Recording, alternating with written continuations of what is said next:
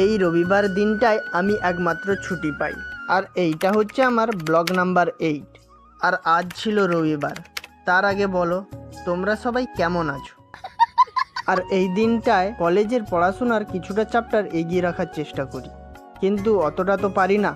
তার জন্য মাঝে মধ্যে ছুটিও নিয়ে নিই। আর যারা যারা আমার চ্যানেলে নতুন তারা প্লিজ আমার চ্যানেলটাকে সাবস্ক্রাইব করে রাখো।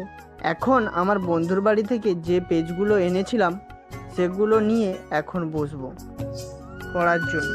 এই দেখছো আমার সেটআপটাকে চাদর মুড়ি দিয়ে কিভাবে গচ্ছিত করে রাখা আছে। খোলার সময় আর হয়ে ওঠে না। এখন আমার লেখার জন্য যা কিছু লাগবে সেগুলো নিয়ে বসে পড়লাম। তার কিছুক্ষণের মধ্যে মামিমা সকালের খাবারটা দিয়ে গেছে।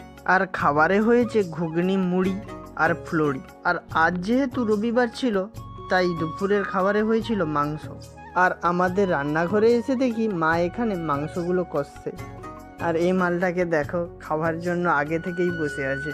আর বসে করে কড়াইয়ের দিকে একবার করে তাকাচ্ছে আর লোভ দিচ্ছে।